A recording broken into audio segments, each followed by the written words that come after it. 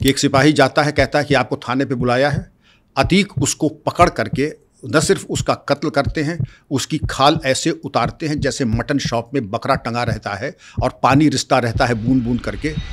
और वही उस दिन की बात, लड़के हैं, लड़कों से गलती हो जाती। मतलब क्या है आपका? आपका मतलब क्या है?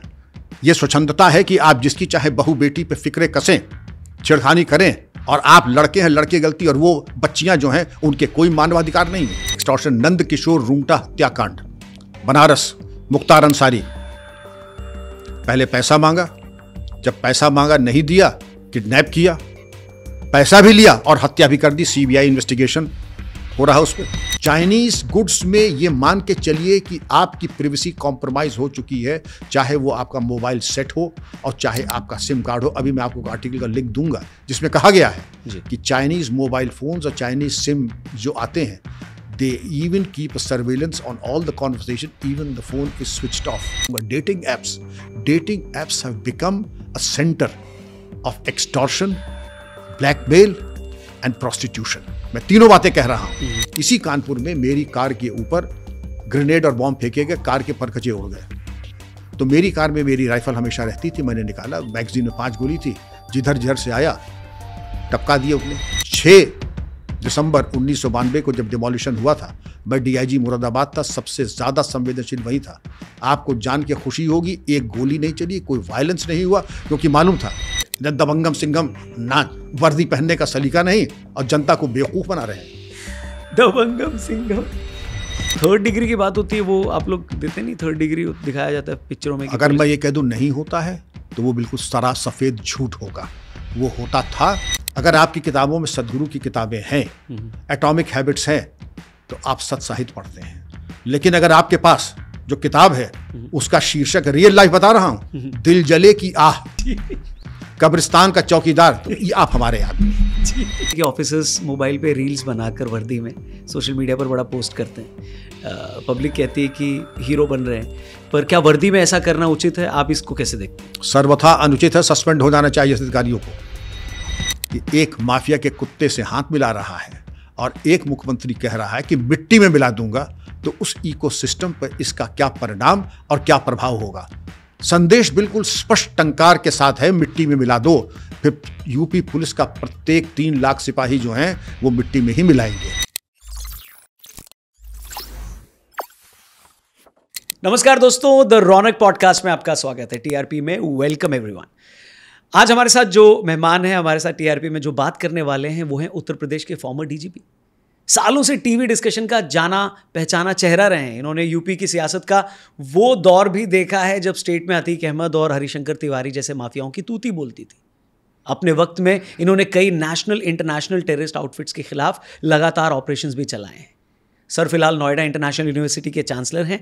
हमें खुशी है कि ऐसी कमाल की शख्सियत आज हमारे साथ हमारे स्टूडियो में मौजूद हैं। सो विक्रम सर, आपका बहुत बहुत स्वागत है। धन्यवाद रौनक जी। मेरा अहोभाग्य कि आपके उत्कृष्ट टीआरपी स्टूडियोज में मुझे भी आने का अवसर मिला। आशीर्वाद आपको और आपकी बढ़िया टीम को। Thank you very much sir, thank you sir. कैसे हो सकता है कि एक व्यक्ति की उतनी अच्छी इंग्लिश भी और हिंदी भी?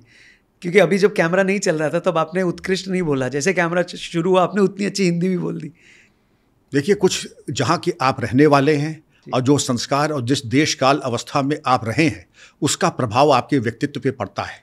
सर 47 के बाद मेरी पैदाइश सन 50 की है और जब मैं स्कूल जाने लगा तो मुझे याद है केजी में मिसेस मैडलिन बेकर मेरी क्लास टीचर थी और उस दौर में स्कूल में हिंदी बोलने पर, स्कूल में या हिंदी की कोई अगर किताब आप लेके आए तो आपको वाइट कार्ड मिल जाता था। 3 वाइट कार्ड मिलने पे आप स्कूल से बाहर हो जाते थे। अच्छा जी। और घर में ये था, आप इंग्लिश बोलते थे और ये भी कहा जाता था, Vikram your father is spending through his nose so that you can pick up rudiments of the Queen's English and not to speak the गवारू language. This is the original dialogue. Hindi के लिए था जी। उफ, गवारू लैंग्वेज। गवारू language. Well, may her soul rest in peace, no regrets. When I came back home and I stayed, mom may I have some parathas and आलू। उनका ये अंग्रेजी बाहर छोड़ के आओ। ये हम लोगों का निवास है, यहाँ पर केवल देवनागरी और हिंदी भाषी हम लोग हैं। और वो जो दौर था प्रयागराज, अगर मैं आपको बताऊं, नित्य प्रति अंतराल में हरिवंश राय बच्चन जी, सुमित्रा नंदन पंत, महादेवी वर्मा, सूर्यकांत त्रिपाठी निराला, उपेंद्र नाथ अश्क, नामी ग्रामी जितने कवि और शायर थे, उनकी जो कवि सम्मेलन घर घर में होते थे और हम लोग उसके प्रत्यक्षदर्शी हुआ करते थे जी। और हमारा ये कार्य होता था कि उनको चाय और सूक्ष्म जलपान प्रस्तुत करें जी। तो हिंदी भी आ गई, थोड़ी बहुत अंग्रेजी भी आ गई, मैं ये नहीं कहूं कि आ गई, लेकिन हाँ कोशिश जरूर की जी। न केवल अंग्रेजी न केवल हिंदी। सर जब ऐसी पर्सनालिटी सामने बैठती है तो जनरली मैं थोड़ा नर्वस हो जाता हूँ क्योंकि मेरे दिमाग में बहुत सारे सवाल एक साथ चल रहे होते हैं, इसलिए हो सकता है मैं सवाल रैंडमली आपसे पूछूं, तो जैसे आता जाएगा मैं आपसे पूछता जाऊंगा। Is that fine? बिल्कुल, आप बेफिक्र होकर के सवाल दागते रहे, जीवन पर्यंत सवालों का जवाब ही देता रहा हूं। आप सवाल पूछिए, मैं कभी थकूंगा नहीं। ठीक है। सर पहला सवाल ये है कि पिछले साल जब अतीक अहमद का एनकाउंटर हुआ तो उसके बाद एक सेक्शन ऐसा था सोसाइटी में जो उसे गरीबों का मसीहा बताने लगा, पर मैं आपसे जानना चाहूँगा कि अतीक का वो दौर जिसे आपने इतने करीब से देखा, उस वक्त पूरे ईस्टर्न यूपी में गैंगस्टर कल्चर हुआ करता था, उस समय के बारे में हमें बताइए कि वो क्या टाइम था, कैसे ये लोग ऑपरेट करते थे और कैसे एक ऑफिसर होने के नाते आपने वो सारी चीज़ें देखी और उनका सामना किया। रौनक जी, पंचवटी में अगर आपके जितने नागफनी यानी कैक्टस की प्रजातियां उगने लगे, आप किसको जिम्मेदार मानेंगे?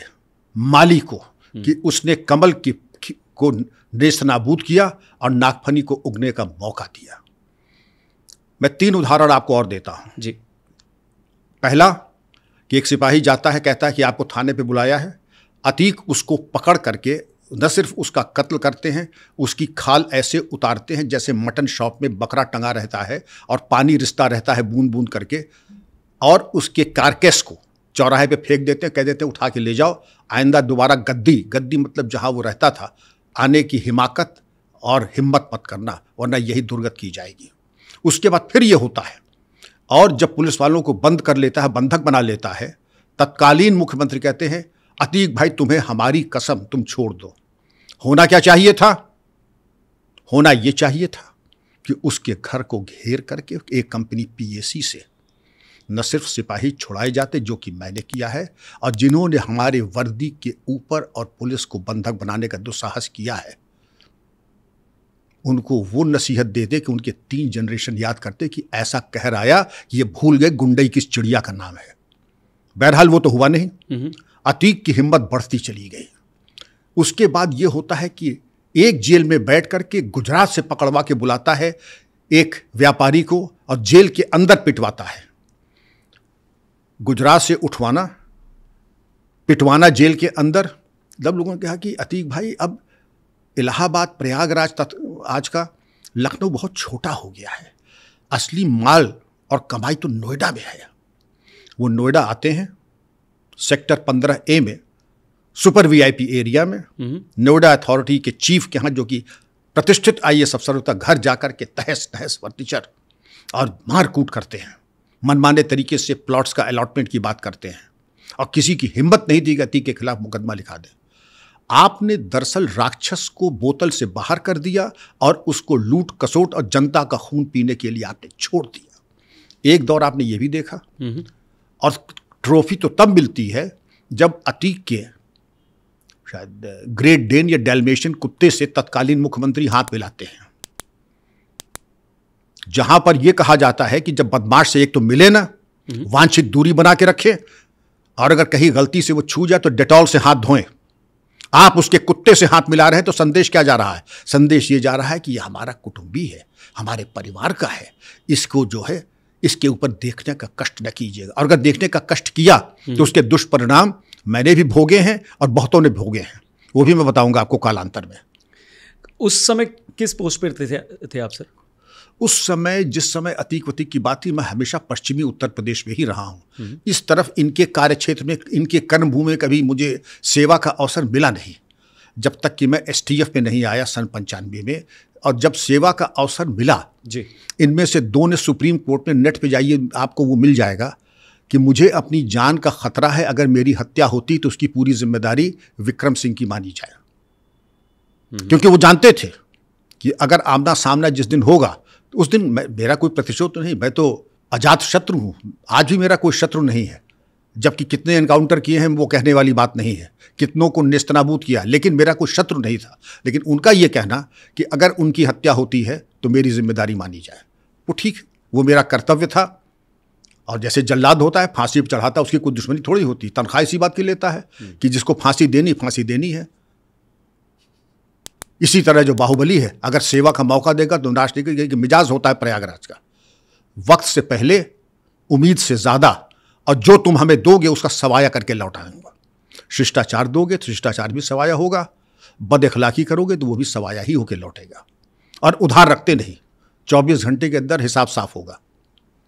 सर, आपने कहा कि तत्कालीन मुख्यमंत्री उसके कुत्ते से हाथ मिलाते हैं, तो जो फिल्मों में दिखाता है कि एक बड़ा गुंडा होता है, उसको एक बड़े पॉलिटिशियन की शय प्राप्त होती है, तो ये सही होता है? मतलब बिल्कुल 200%। आप क्या समझते हैं ये वैसे हो सकता है? आपका स्टूडियो है यहाँ, आप गाड़ी थोड़ा आड़े तिरछे खड़ी करके देख लीजिए, या फिर थोड़ा सा ईंट और सीमेंट गिरवा दीजिए, 6 अथॉरिटी वाले मोटरसाइकिल और 2 व्हीलर और अपनी गाड़ी पे सायरन बजाते हुए आ जाएंगे। ये आपने ईंट कैसे गिराया, ये बालू कैसे आया आपको? आप इतने प्रतिष्ठित जर्नलिस्ट हैं, इनकम टैक्स पेयर हैं, आपके एम्प्लॉयज हैं, लेकिन जरा सी आपने अगर कोई मौका दिया तो सारी अथॉरिटीज कहर बन के आपके ऊपर टूट पड़ेंगी। और ये जिसको चाहें, सेठ जी आपने सुना है नया कॉम्प्लेक्स बनाया है, आपको मैं बधाई देने आना चाहता हूं। क्या भाई साहब, स्वागत है आपका। उनका बधाई के साथ साथ जरा 2 करोड़ रुपए भी नगद रखीजिएगा, मेरा नजराना। ये कौन, अतीक कहता था? सभी कौन नहीं कहता था। अच्छा। मुख्तार अंसारी हैं, अतीक हैं, एक्सटॉर्शन, नंद किशोर रूंगटा हत्याकांड, बनारस, मुख्तार अंसारी। पहले पैसा मांगा, जब पैसा मांगा नहीं दिया, किडनैप किया, पैसा भी लिया और हत्या भी कर दी। सीबीआई इन्वेस्टिगेशन हो रहा उस पर। यह तो एक किस्सा हुआ। हत्या भी कर दी नंद किशोर रूंगटा की। और ये एक ही केस नहीं है, ये चाहे आप पूरी जो बैंडिटरी है यहाँ पर, अगर आप उसके इतिहास में जाएं तो लूट खसोट, जबरन धन वसूलना, जो ज़मीन पसंद आ गई तो वो अपने तरीके से कहती है तो हमें दे दीजिए, या वरना मान लीजिए आपके कोई भाई अमेरिका में है, उनके नाम है, तो आइडेंटिफाई कर लेते किसकी बड़ी प्रॉपर्टी एनआरआई की है।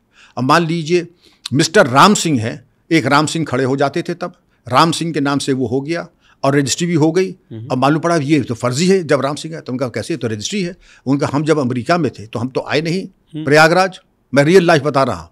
जब आए नहीं तो जाहिर है कि वो राम सिंह जो खड़े हुए थे वो असली राम सिंह नहीं है, तो वो प्लॉट के ऊपर।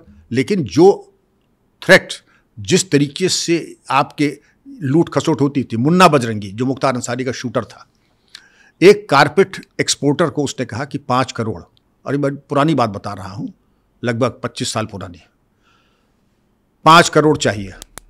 तो वो व्यवसायी थे, अच्छे एस्टैब्लिश थे, उन्होंने जाकर के लखनऊ में सीनियर मोस्ट ऑफिसर्स, मिनिस्टर्स को कहा, मुन्ना बजरंगी का फ़ोन आता, बहुत उछल कूद रहे हो और वो गालियाँ दी जो मैं आपके स्टूडियो में कह नहीं सकता हूँ।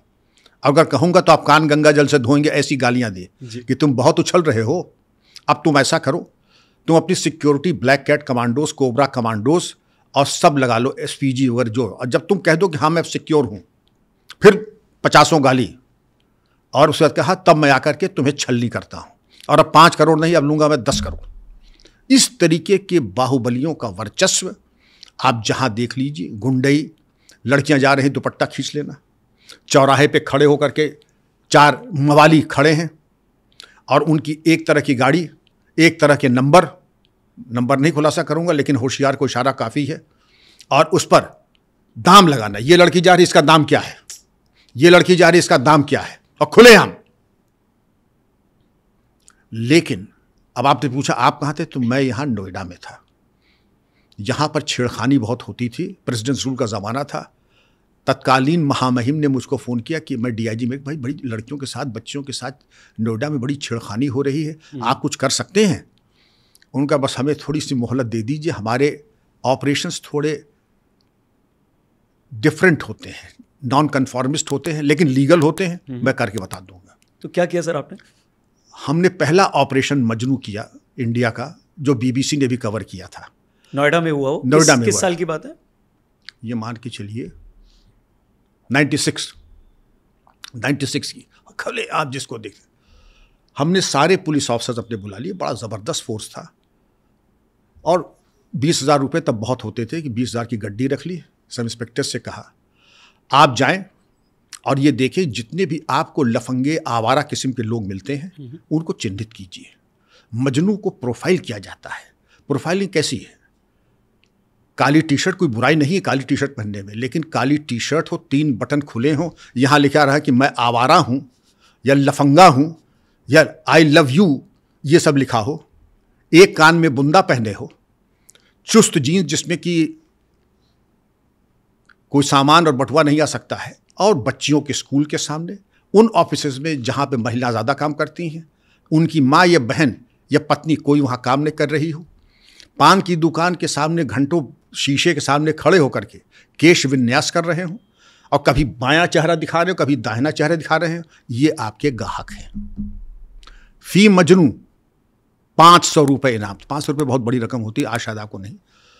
फी मजनू 500 रुपये दिए जाएंगे। उसके बाद तो साहब पुलिस तो इशारा चाहती है।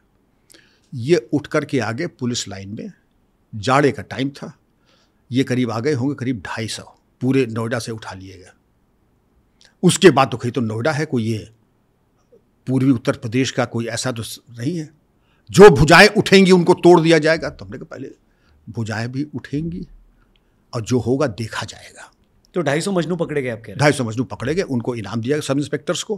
पहले उनसे पूछ लेते थे अगर आपने उन्हें कोई वैलिड रीज़न दिया कि मेरी यहाँ बहन काम करती, मेरी माँ काम आती, मेरी पत्नी काम आती है, नो कुछ, आप जाइए। लॉजिकल एक्सप्लेनेशन नहीं दे पाए और सर्वेलेंस के बाद हमने देखा कि आप घंटों घंटों वहाँ बैठ के पान की दुकान पे, चाय की दुकान पे आप वहाँ पर गॉसिप करते हैं और वहाँ पर खींचाखींची करते हैं, तो कुछ सेवा का मौका हमें भी दीजिए, हम भी तो देखें क्या विद्वतापूर्ण बातें आप करते हैं, कुछ ज्ञानार्जन हम लोग भी कर लें। हम लोग तो वैसे भी पुलिस वाले माने जाते हैं कि अल्पज्ञ हैं इस मामले में, कोई ज्ञानार्जन करने के अवसर, सत्संग के अवसर मिलते नहीं हैं, तो आपकी विद्वता का लाभ तो कुछ उठा लें जी। जब पुलिस लाइन में आए तो पुलिस की जो सेवा होती है, हर तरीके की सेवा होती क्या है। किया सर सेवा इन 250 लोगों का? एक तो ये होता है हमारा बजट बड़ा लिमिटेड होता है जी। हम चाहते हैं कि आपको 56 भोग खिलाएं, लेकिन हमारे चाहने से क्या होता है, हमारे चाहने से क्या होता है, हृदय में इच्छा है लेकिन जेब में दम नहीं है। तो जो हम खाएंगे वो आप खाएंगे, हम भी पानी पिएंगे, आप भी पानी पिएंगे। दूसरी चीज़ ये है कि ये सब वो लोग हैं, ये वो कटी पतंग कागज़ की नाव बेपेंदी के लोटे हैं, ये इनसे 3 घंटे बिना खाए रहा नहीं जाता था। क्योंकि जब असली आपने पकड़े, ये है आराम तलब, कुल कलंक, कुल कलंक जिसको कहते हैं। माँ बाप समझते हैं ये वंशलोचन है, ये है कुल कलंक। उसके बाद शाम जब ढलने लगती है तब ये कहते हैं अंकिल जी अब छोड़ दीजिए हमसे रहा। तो हम कहे अंकिल जी यहाँ इसलिए थोड़ी बैठे हैं कि आपकी सेवा शुश्रूषा करें। उसके बाद जब रात और ठंडी होने लगती है, कहते अंकिल जी चाय, कहा यहाँ कहाँ चाय, तुम्हारे अंकिल चाय नहीं पीना, तुम कहाँ से चाय पियोगे। उसके बाद देखिए हम लोग बड़ा कानून का बड़ा सम्मान करते हैं। हम कोई ह्यूमन राइट्स का वायलेशन तो उससे हमने कहा देखिए ये कल 250 आदमी अदालत में पेश होंगे, मुझे सख्त आपत्ति है ऐसे लोगों पे जो लोग टमाटर और अंडे और ये सब कीचड़ उचड़ फेंकते हैं मुलजिमान के ऊपर, ये कोई नहीं करेगा।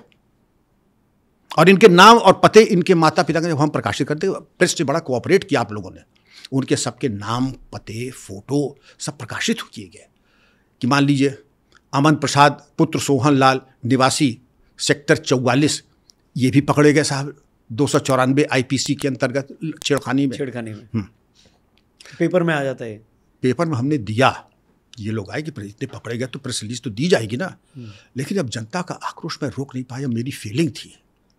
मैं ज़िंदगी में कम बार फेल हुआ हूँ लेकिन वो मेरी फीलिंग थी। जनता जब आ गई तो हमने उनको, क्योंकि वैन तो थी नहीं, तो एक पिंजड़ा नुमा चीज़ बना कहते थे मजनू का पिंजड़ा, और उसमें जब गए तो जनता ने जो खातिर की। अब हम लोग आउट नंबर हो गए। हम चाहते थे उनको रोक दे कि उनके ऊपर कीचड़ न फेंका जाए, उनके ऊपर गंदगी न फेंकी जाए, लेकिन हम रोक नहीं पाए। हमने कोशिश की लेकिन हम रोक नहीं पाए। कहाँ 8-10 सिपाही और कहाँ हुजूम महिलाओं का, बच्चियों का और उनके भुक्तभोगी पेरेंट्स का। उन्होंने जो रौंद दिया तो कोर्ट से पेशी के बाद उन्होंने कहा कि अंकिल जी हम चाहते हैं एफिडेविट मैं एक दे दूँ और शपथ पत्र में ये दूंगा कि साहब आजीवन हम विवाह भी नहीं करेंगे, छेड़खानी तो बड़ी दूर की चीज़ है, हम ब्रह्म कुमारियों के आश्रम में जाके ब्रह्म कुमार हो जाएंगे। तो सारे लोगों ने ये किया था इस पर? सारे लोगों ने, अधिकांश लोगों ने कहा हमारा विकल्प नहीं, आप क्या करें क्या ना करें ये आपका विकल्प है, हम इसके बारे में कोई परामर्श आपको नहीं देंगे। ये आपके लिए जो उचित हो, सुमति कुमति सबके उर रही, ये रामचरितमानस ने कहा है। सुमति और कुमति, अभी तक तो आप जो है पोर्नोग्राफी देख करके जहाँ जाके चौराहे पे कर रहे थे, तब आपके माता पिता ने नहीं कहा था कि जिनको वंश लोचन कह रहे थे वो कुल कलंक निकल गया। आपने जरूरी नहीं समझा। और आप भी जिस प्रतिष्ठित बैकग्राउंड के हैं, मैं गारंटीज कर सकता हूं कि अगर यही हरकत आपने की होती, माता पिता उसी दिन आप कर देते घर से बाहर। क्योंकि मुझको यही कहा गया था, अगर जिस दिन करना घर लौट के मत आना, हम समझेंगे एक लड़का नहीं हुआ। जीरो टॉलरेंस जिस दिन नहीं होगी। और वही उस दिन की बात, लड़के हैं, लड़कों से गलती हो जाती, मतलब क्या है आपका मतलब क्या है? यह स्वच्छंदता है कि आप जिसकी चाहे बहू बेटी पे फिक्रे कसें, छेड़खानी करें, और आप लड़के हैं, लड़के गलती, और वो बच्चियां जो हैं उनके कोई मानवाधिकार नहीं है। तो इस तरीके से लॉपसाइडेड इंटरप्रिटेशन ऑफ लॉ, तो रौनक जी मुझे इससे घनघोर आपत्ति है। माफिया राज पे जो कंट्रोल है या पुलिस को जो फ्री हैंड देने की बात की जाती है योगी जी की सरकार में, आप कितना उससे रिलेट करते हैं? आपको लगता है पुलिस को अब फ्री हैंड मिला है या अभी भी किसी तरीके से पुलिस को कंट्रोल किया जाता है? और क्या स्टेट में माफिया राज पूरी तरह से ख़त्म हो गया है या उसने रूप बदल लिया अपना? मैं आपको इसका संकेत ये दूंगा कि मैं बहुत तृप्त व्यक्ति हूँ, अंतर्तृप्त है, मुझे कोई अपेक्षा जीवन से नहीं है। मैं बिल्कुल, भगवान ने बहुत दिया है इस गुनहगार को। योगी जी यहाँ नोएडा आए थे तो उनका एक मिजाज है कि कुछ लोगों को बुला करके पूछते, शासन प्रशासन के परामर्श लेते हैं। उन्होंने भी परामर्श लिया तो हमने कहा महाराज बाकी सब चीज़ तो ठीक है, थाने लेवल पे अभी सुधार की बहुत गुंजाइश है। नंबर 2, मुझे कभी भी कोई पश्चाताप जीवन में नहीं हुआ। आज ये पश्चाताप हो रहा कि काश आप मुख्यमंत्री होते और मैं सेवा करता होता। ये स्वायत्ता एक आदर्श है।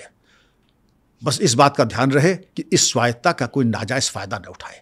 और नंबर 3, आप खुद देखें, अगर एक मुख्यमंत्री 2 फोटो अपने पास रख ले, कि एक माफिया के कुत्ते से हाथ मिला रहा है और एक मुख्यमंत्री कह रहा है कि मिट्टी में मिला दूंगा, तो उस इकोसिस्टम पर इसका क्या परिणाम और क्या प्रभाव होगा? संदेश बिल्कुल स्पष्ट टंकार के साथ है, मिट्टी में मिला दो। फिर यूपी पुलिस का प्रत्येक 3 लाख सिपाही जो हैं वो मिट्टी में ही मिलाएंगे। और अगर संदेश ये है कि हम कुत्ते से मिला रहे हैं, तुम्हें मेरी कसम, तो कहेंगे हाँ अतीक भाई ज़रा देख लीजिए, मुख्तार भाई आप देख लीजिए। फिर वो भाई भतीजावाद शुरू हो जाएगा।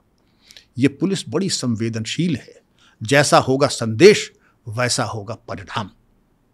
पर सर योगी सरकार में एक चीज़ जो हुई है वो है, उसको बुलडोजर जस्टिस के नाम से बोला जाता है। कुछ लोग इसको बहुत ज़्यादा सपोर्ट करते हैं क्योंकि उनका ये कहना है कि अगर कोई माफिया कुछ ऐसा काम कर रहा है और फिर उसके साथ बुलडोजर जस्टिस होता है तो इसका असर पड़ेगा बाकी लोगों पर भी, बाकी लोग भी डरेंगे।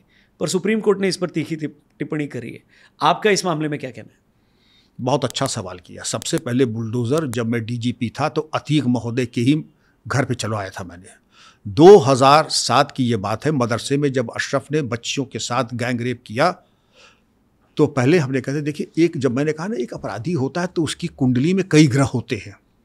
आप और हम एक ग्रह देखते हैं कि इसने एक काम किया, अरे साहब इसने पथराव किया, लेकिन जब कुंडली विचारते हैं तो ये मालूम पड़ा कि ये तो सर्वगुण संपन्न है। इन्होंने तो नाजायज अट्टालिकाएं भी बनाई हैं, इन्होंने तो अस्पताल भी बनाए हैं। सुप्रीम कोर्ट ने ये नहीं कहा कि नाजायज बिल्डिंग नहीं गिराई जाएंगी, उन्होंने ये कहा नाजायज बिल्डिंग विधि सम्मत तरीके से ही ध्वस्त की जाएंगी। मैं भी यही कह रहा हूँ। मैं कितने डिबेट में जाता हूँ तो वहाँ स्वयंभू संविधान के अवतार ये कहते हैं हम लोग तो संविधान से काम करते हैं। तो हमने कहा श्रीमान जी, नाम नहीं लूंगा, आप क्या समझते हैं कि हम असंवैधानिक तरीके से काम करते हैं? आप बताएं किस धारा के अंतर्गत मुठभेड़ें होती हैं? 0/0 कहते धारा 33 से लेकर 43 Bharatiya Nyaya Sanhita right of private defence, IPC की धारा 96 से 106 राइट ऑफ प्राइवेट डिफेंस। ये तो हुआ राइट ऑफ प्राइवेट डिफेंस। और बुलडोजर कब चलता है? पुलिस चलवाती नहीं है। पुलिस फिर अपनी छानबीन में पता लगाती है डेवलपमेंट अथॉरिटी से किसने कितने पीडब्ल्यूडी, रेलवे, पुलिस की सरकारी ज़मीन पे कब्जे किए हैं। उसके बाद उनको नोटिस दी जाती है। आकर नोटिस हमें मिली नहीं तो ये हमारा काम थोड़ी है। नोटिस का तरीका ये है रौनक जी, जाके आपके दीवार पे चस्पा कर दिया, 2 गवाहों से साइन करा दिया, फोटो ले ली, that is deemed to be received, क्योंकि आप लेंगे भी नहीं, आप चिट्ठी रिसीव भी नहीं करेंगे। और उसके बाद मान लीजिए प्रयागराज डेवलपमेंट अथॉरिटी है या नोएडा डेवलपमेंट अथॉरिटी है, उसने कहा हमारी इतनी ज़मीन पे मान लीजिए एक भू माफिया का कब्जा है, पुलिस तो जाती है, वो तो बिल्कुल साक्षी भाव से देखती है, निस्वार्थ भाव से देखती है और डिमोलिशन हो जाता है। अब कहते हैं साहब ये बताइए AK-47 अच्छी होती है बुरी होती है? AK-47 का कानूनी इस्तेमाल बिल्कुल अच्छा है, किसी की हत्या करने के लिए, फर्जी मुठभेड़ करने के लिए वो नाजायज़ है, नहीं होना चाहिए, नाजायज़ डिमोलिशन नहीं होना चाहिए। और जो ये स्वयंभू कानून के बड़े विद्वान और सीधे जिन्होंने अवतरण किया है दूसरे लोग से कि हम तो साहब कॉन्स्टिट्यूशन चलते हैं, तो पुलिस भी अपने जो समर्पण है संविधान और रूल ऑफ लॉ के लिए, it is second to none.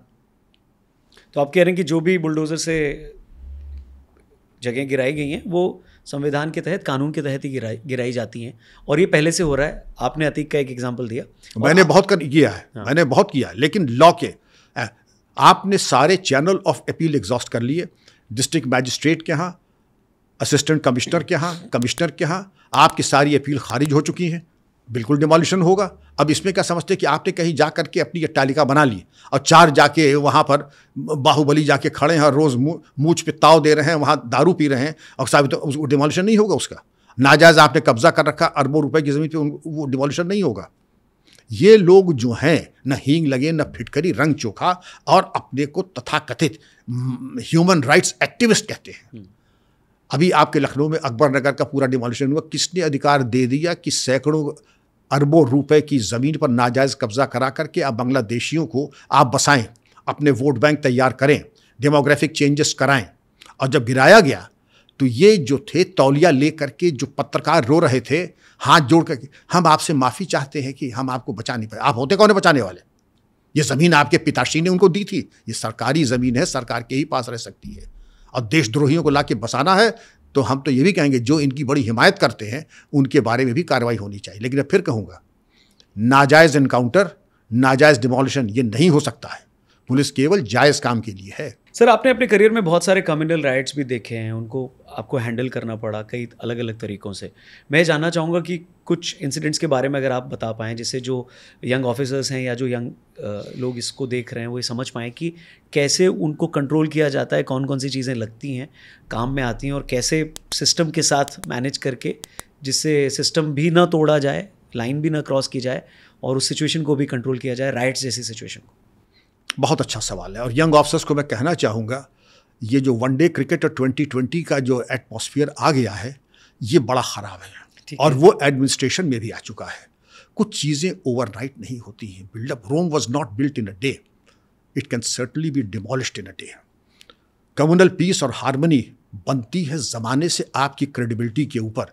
आपकी ये रेपुटेशन हो, ये निष्पक्ष आदमी है, हिंदू मुस्लिम के लिए ये है, दोनों बराबर हैं, और ये दोनों के लिए है, दोनों इसके हैं, ये दोनों के लिए है। और पक्षपात का मिजाज तो छोड़ दीजिए, उधर देखेगा भी नहीं।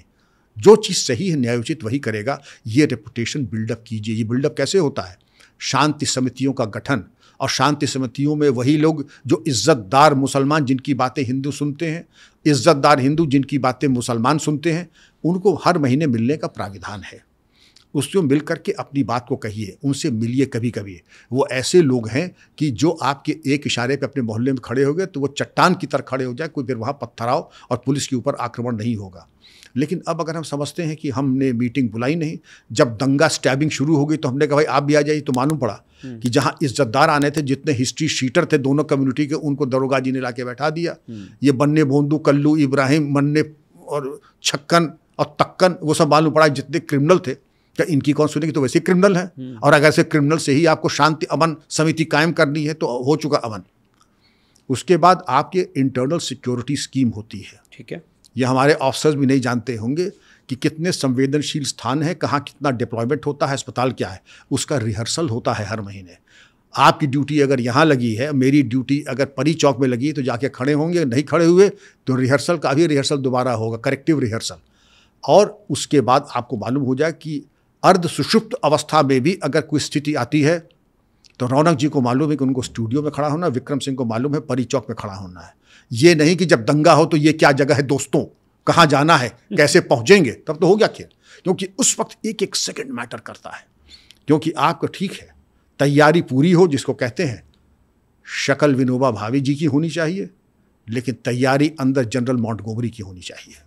और जिस दिन आपको मौका दें 6 दिसंबर 1992 को जब डिमोलिशन हुआ था, मैं डीआईजी मुरादाबाद था, सबसे ज़्यादा संवेदनशील वही था। आपको जान के खुशी होगी, एक गोली नहीं चली, कोई वायलेंस नहीं हुआ, क्योंकि मालूम था आपके साथ कोई हक तलफी नहीं होगी, आपके साथ कोई अत्याचार नहीं होगा, पुलिस कोई अत्याचार नहीं करेगी, वांछित बल प्रयोग होगा अगर ज़रूरत पड़ी, और मैं अवेलेबल हूँ आपकी सेवा के लिए। कोई किसी के साथ हक, एक भी इंसिडेंट नहीं हुआ। पर कोई ऐसा इंसिडेंट जब वो आउट ऑफ कंट्रोल गया और फिर उसको कंट्रोल करने की जिम्मेदारी? कानपुर 1990 जब ये गरमा गया था, जब ये कहा गया था कि आप तो बड़ा जुल्म करते हैं हमारे ऊपर, तब भी मैं वहाँ एसएसपी था। दंगा हुआ, कंट्रोल हो गया, लेकिन उसमें प्रमाद नहीं करना चाहिए। जब सांप्रदायिक स्थितियाँ आउट ऑफ हैंड हो रही हों, आप कितना भी बल प्रयोग करें, लेकिन पहले चरण में अगर बल प्रयोग किया आपने तो दंगा नियंत्रित हो जाएगा। इसी कानपुर में मेरी कार के ऊपर ग्रेनेड और बॉम्ब फेंके गए, कार के परखचे उड़ गए। तो मेरी कार में मेरी राइफल हमेशा रहती थी, मैंने निकाला, मैगजीन में 5 गोली थी, जिधर जिधर से आया टपका दिए उसने, shot them dead. Press conference की कि ये जो 5 मारे गए हैं ये दूसरी कम्युनिटी नहीं, ये मैंने मारे हैं, और इसलिए मारे हैं क्योंकि एसएसपी की गाड़ी के ऊपर अगर आप बॉम्ब फेंकेंगे तो नतीजा भोगने के लिए भी आप तैयार रहिए। खैर, दंगा बिल्कुल थम गया, और जहाँ जहाँ से बॉम्ब चले थे उनको सैनिटाइज करने के लिए, क्योंकि वो सेंसिटिव एरिया था, outpost, watch tower, water pump, hand pump लगा दिए, क्योंकि वहाँ पर अगर कर्फ्यू लगा है तो पानी रसद कहाँ से आएगी, उसका सारा इंतज़ाम किया। वो तत्कालीन राजनीतिक नेतृत्व को पसंद नहीं आया कि आप तो हमारे ऊपर जुल्म कर रहे हैं। उनका अगर ये हैंडपंप लगाना अपने कर्मचारियों के लिए, उनके लिए वॉच टावर बनाना अपनी हिफाजत के लिए, अगर वो जुल्म है तो ये बता दें क्या हम पाकिस्तान से आए हैं जिसको चाहा कि हमारा गर्दन अलग कर दे? ये नहीं होने वाला है। हम लोग वैसे तो गांधीवादी हैं, एक गाल पे तमाचा मारा, हम दूसरा दिखाएंगे, अटैक नहीं करेंगे, क्योंकि दूसरे गाल से पहले भगवान ने 2 हाथ 2 पैर भी दिए हैं, उनका भी सदुपयोग होगा बहुत कायदे से। दुस्साहस न कीजिएगा अनलेस यू नो। अगर आपके अंदर सुसाइडल टेंडेंसीज नहीं होंगी, आप पुलिस की तरफ देखने की जहमत नहीं करेंगे इस नज़र से, बुरी नज़र से। सर, एक और चीज़ जो मुझे बहुत कंसर्निंग लगती है और आज के टाइम में उसके बारे में बहुत सारी बातें हो रही हैं, वो ये कि एक ज़माना हुआ करता था जब आदमी अपनी पूरी लाइफ में 2, 3 या 4 बार मैक्सिमम किसी चोर या लुटेरे से उसका या उसके पूरे ख़ानदान का सामना होता था। आज ऐसा लगता है कि दिन में 2-3 बार मेरा पैसा चोरी करने के लिए मेरे डिजिटल कॉल्स मुझे आती हैं या कोई ईमेल्स आती हैं, और ये अब इतना डरावना है कि वो आपको किसी भी तरीके से फंसाकर वो पैसे लेने की कोशिश में होता है। सो एआई के थ्रू, एआई का इस्तेमाल करके, so as an officer, as a decorated officer, आप इसको कैसे देखते हैं? आप इसको कितना बड़ा चैलेंज मानते हैं, और इसके बारे में आप जनरली क्या सजेशन देते हैं लोगों को? साइबर क्राइम ये सबसे बड़ी चुनौती है, न केवल पुलिस के लिए बल्कि आम पब्लिक के लिए भी। और इसके 2 कारण हैं। डकैती डालने के लिए आपको हथियार चाहिए, गैंग चाहिए, कारतूस चाहिए। माल आप लेंगे, सोना अगर मिला तो सोनार चाहिए, कैश मिला तो बैंक चाहिए। ये बड़ा अच्छा हिसाब है। एक सिम कार्ड ले लो, एक मोबाइल ले लो, थोड़ा सा डेटा कहीं से चुरा लो, नहीं, और मनमाने तरीके से जो शिकार मिल जाए। जैसे मछली, आप तो शायद फिशिंग नहीं करते हैं, लेकिन जो फिशिंग करने जाता है, आप कहीं जाइए, 2 बार कांटा लगाइए, शाम तक आपको 8-10 मछली ज़रूर पकड़ में आ जाएगी। इसी तरीके से ये है कि 2-4 सिम कार्ड, ये जामताड़ा फिल्म ज़रूर देखे सब लोग, क्रेडिट कार्ड फ्रॉड को लेकर के जी। इसी तरीके से आपके गुड़गांव के बगल में जो वो है, वहाँ पर भी साइबर फ्रॉड, भरतपुर और बुलंदशहर, और इसका नाम मेरे दिमाग से उतर रहा है कि हरियाणा में एक जगह है जहाँ पे वायलेंस भी बहुत होती है और ये क्राइम, साइबर क्राइम बहुत होता है। तो क्राइम अगर देखें, साइबर क्राइम, इसमें कुछ नहीं, न हींग लगे न फिटकरी, क्योंकि डकैत भी जानता था कि 50% चांस है। जब गोली चलती थी तो हम कहते भाई सरेंडर कर दो लाउड हीलर से, अब तो सील है कि जाएंगे। सील है कि जाएंगे मतलब जब तुम मार लोगे तो हमारी बॉडी सील हो करके तब जाएगी पोस्टमार्टम के लिए। यहाँ ऐसा कुछ नहीं है। और वहाँ भी ज़िंदगी भर आप देखिए, माधो सिंह, मोहर सिंह, छविराम पोथी, महावीरा, शिवराज नेक्से, फूलन देवी, जितनी की डकैती थी, वो पूरी डकैती आपकी 100 साल की बैंडिट्री में वो रही होगी मुश्किल से 100 करोड़ की। यहाँ 100 करोड़ रोज कमा लेते हैं और कोई सील होके नहीं जाता है, और ज़्यादा पैसा कमा लेगा तो उसके बाद ये कोई पार्टी ज्वाइन करके लड़ेगा इलेक्शन। अब इस पे आ जाइए, इसकी सावधानी क्या है? 2 फ्रॉड बहुत चल रहे हैं आजकल जो बहुत कॉमन हो गया है। कुरियर फ्रॉड, आपके पास SMS आएगा कि आपका फेडेक्स पार्सल डिटेन हो गया क्योंकि उसमें कॉन्ट्राबैंड है। ये मेरे साथ हुआ सर, मुझे सुबह 8 बजे आया, तो सबसे पहले तो मैं ये सजग हो गया कि 8 बजे किसी का कॉल आ रहा है कि आपका पार्सल अभी रिटर्न हुआ है, तो और उसे कस्टम्स ने जब्त कर लिया है और कस्टम्स कह रही है कि उसमें कोई इलीगल सामान है जो आप कुरियर कर रहे थे चाइना। तो हालांकि उसने 2-3 कीवर्ड्स ऐसे यूज़ किए कि मैं कुछ चाइना कुरियर कर रहा था, तो जो कि सही बात नहीं है। वो जब्त हो गया है और अब कस्टम्स चाह रही है कि वो इंक्वायरी करना चाहती। तो मैंने उससे पूछा कि कस्टम्स कहाँ की है, मुंबई पे पकड़ा है या दिल्ली में पकड़ा है? उसने कहा मुंबई की कस्टम्स ने पकड़ा है एयरपोर्ट पे। मैंने बोला फिर तो मेरा अच्छा कॉन्टैक्ट है, मैं वो निकलवा लूँगा। तब जाके उसने फ़ोन कट कर दिया।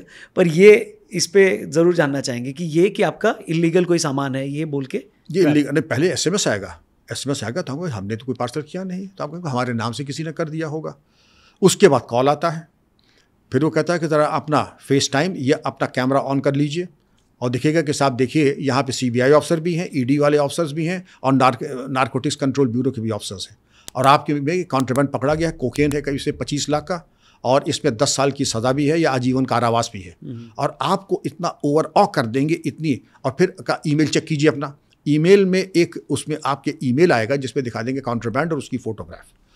अब नॉर्मल एक आदमी जब सीबीआई, एक तो एक ही काफ़ी है, जब सीबीआई, ईडी, एनसीआरबी और फोटो सब दिखाएगा उनका, अब आप हिलेंगे नहीं, अब हम जैसा कहें वैसा करेंगे, you are under digital arrest.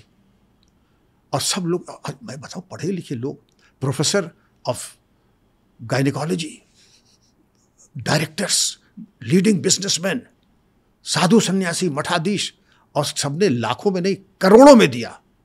और जब करोड़ों में दिया तो उन्होंने कहा एक बार ज़रा कभी हमसे भी बात करा दीजिए। और ऐसा नहीं कि हमारे पास नहीं है, लेकिन हमने जो उनके सवाल के जवाब दिया, मैं कह नहीं सकता क्योंकि आपका बड़ा प्रतिष्ठित है, बड़ा सभ्य और सुसंस्कृत आपका चैनल है, लेकिन मैं समझता हूं कि जब मैंने उसको जवाब दिया होगा तो अवश्य वो सदमे में आया होगा और काम्पोस की गोली ज़रूर खाई होगी उसने। मेरा परामर्श ये होगा कि ये धौस थपाटे में कोई ना आए, क्योंकि इसमें करोड़ों करोड़ों रुपए जा चुके हैं, करोड़ों करोड़ों रुपए, और किसी को कोई डर की बात नहीं है और ये घबराने की बात नहीं है। और आपकी जो साइबर क्राइम हेल्पलाइन है उस पर आप कॉल करें, सारे कॉल डेटा उनसे शेयर करें और उनको दें। दूसरा आता है सेक्सटॉर्शन। देखिए, आप युवा हैं, हैंडसम हैं, आपको अगर 11 बजे कोई बढ़िया डिस्प्ले पिक्चर वाली कोई लड़की हाई कहे तो बात समझ में आती वैसे भी नहीं है जी। लेकिन जीवन की संध्या में अगर मुझे कोई हाई मिले तो मैं बहुत बड़ा मूर्ख होऊंगा जो समझूं कि ये कोई महिला कुछ वो इंटरेस्टेड हो। हमारे एक क्लासमेट, मैं कहूँगा, वो कविता वगैरह बहुत अच्छी करते हैं, तो उनको हाय शरीफ आदमी थे, उनका कि आप कविता बहुत अच्छी करते हैं, आपकी कविता में बड़ी कशिश होती है और मैं आपकी बहुत बड़ी एडमायरर हूँ।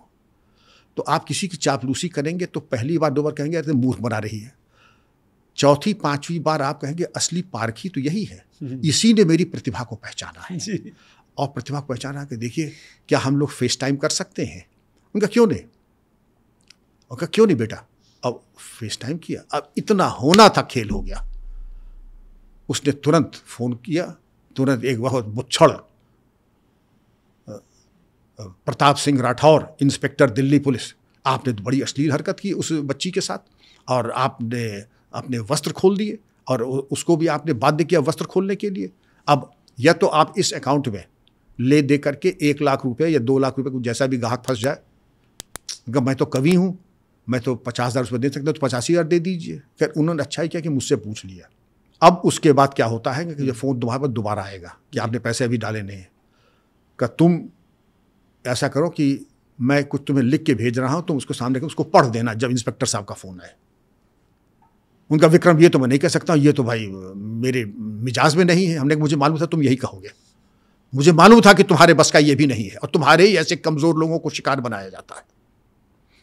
अब खैर उन्होंने हिम्मत करके मैं कुछ नहीं दूंगा, तुम्हें जो करना कर लो। लेकिन ये ट्रैप कैसे होता है, अननोन आदमी से हम बात क्यों करें, अननोन कॉल्स हम ले क्यों, हम डिस्क्रिप्शन क्यों छोड़ दें, अननोन ऐप्स को हम अननोन साइट से हम क्यों डाउनलोड करें जी, और अननोन चीज़ों को हम क्यों डाउनलोड करें अपने ईमेल से। लेकिन हमारा आपका कह देना बड़ा आसान है। एक साइबर एक्सपर्ट हैदराबाद में गए थे कोर्स लेने, जो आपने हमसे सवाल किया है, cyber security and how to safeguard yourself. वो कोर्स दे करके घर आते हैं और 24 घंटे वो खुद ही हनी ट्रैप हो जाते हैं, इंस्ट्रक्टर महोदय खुद। तो इतना कह देना आसान नहीं है, गलतियां किसी से भी हो सकती हैं। जी सर, रिसेंटली हमने देखा कि इजराइल ने लेबनान में जो हिजबुल्लाह के पेजरों में धमाके करवा दिए। फिर उसके बाद एक डिस्कशन ये भी शुरू हो गया कि भाई ये जो डिवाइसेस हैं, जो गैजेट्स हैं, वो कितने सेफ़ हैं, क्योंकि हर किसी के पास मेड इन चाइना कोई ना कोई गैजेट तो है। तो अगर हम फ्यूचर को देखें और आगे आने वाली ऐसी परिस्थितियों को देखें जहाँ पर ग्लोबल वॉर छिड़ सकता है, आपस में कई देश एक दूसरे के दुश्मन हैं या किसी तरह की कमज़ोरी एक दूसरे को कमज़ोर करना चाहते हैं, तो इसको आप कैसे देखते हैं? ये कितना बड़ा चैलेंज है, टेक्नोलॉजी कितनी बड़ी चैलेंज है, और जो इजराइल ने लेबनान में किया वो कहीं भी कोई भी कंट्री किसी भी कंट्री में कर सकती है, भले एक छोटे सेक्शन में करके एटलीस्ट डरा तो सकती है। So how do you see this? I see this as a different dimension of warfare. Not only psychological warfare, not only the fifth generation warfare, but a warfare of a different type, that any gadget can be programmed to be an instrument of attack and offense.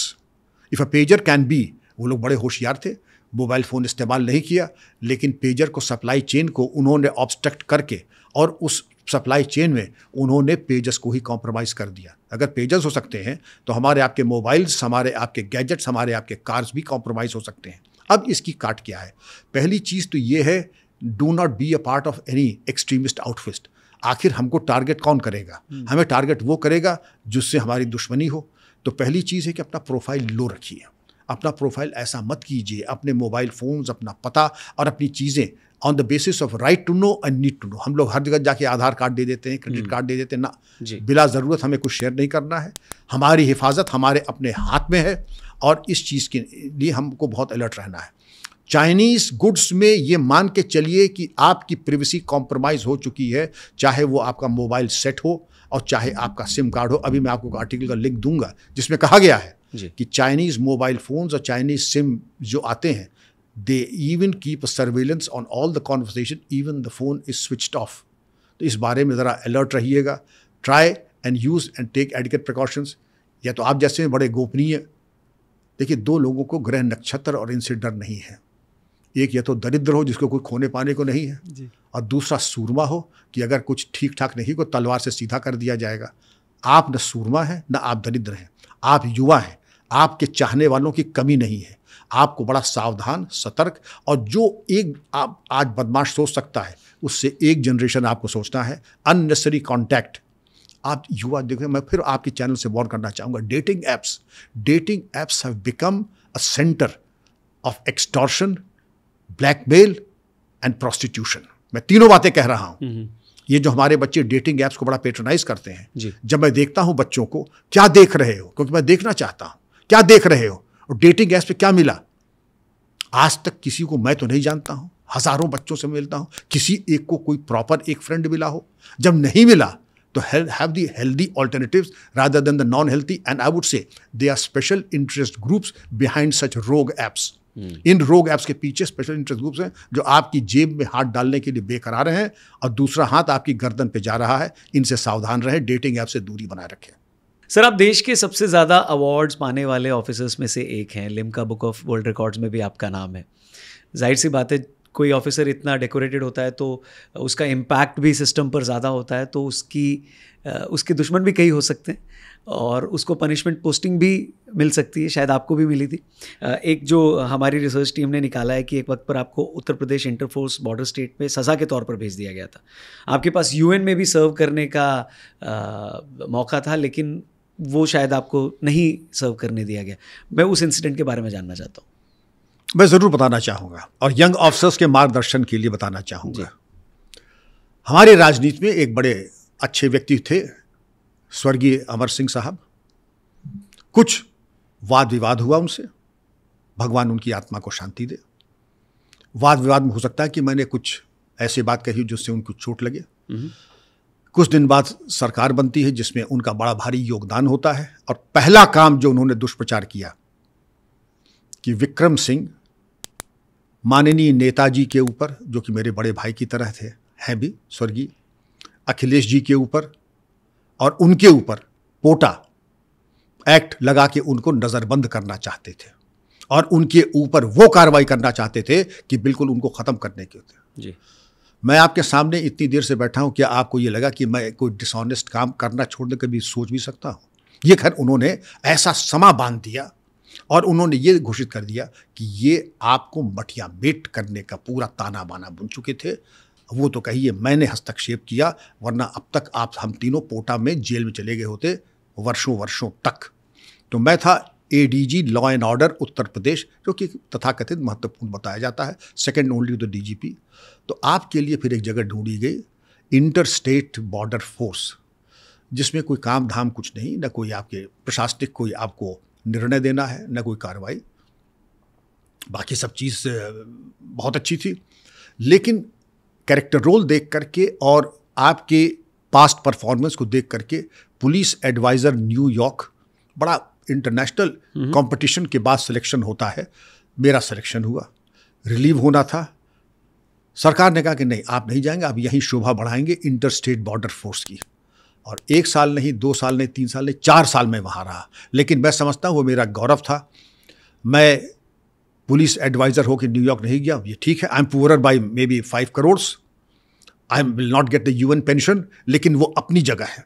लेकिन लानत है उस IPS और IAS अफसर के ऊपर जो समझौता करके कोई पोस्टिंग पर जाए। और ये भी कहा जाता है आप जहाँ चाहें, जहाँ कोई न जाना चाहे।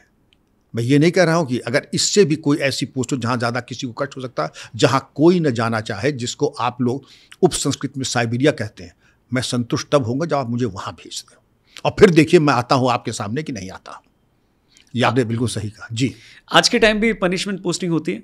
बिल्कुल होती है, बिल्कुल होती है। इसको कहते हैं कि जो उप संस्कृति होती है, कि जहाँ पर जिसको कहते हैं महत्वपूर्ण और अमहत्वपूर्ण, जहाँ पर कहते हैं कि लोकेशन आपका ऐसा होगा कि मेन लाइन से आप थोड़ा हट करके रहेंगे। मेन लाइन किसका? नोएडा और लखनऊ से जितनी दूरी उतनी बड़ी पनिशमेंट पोस्टिंग। मसलन चुनार किला मिर्ज़ापुर, मसलन PTC, ये कुछ ऐसा।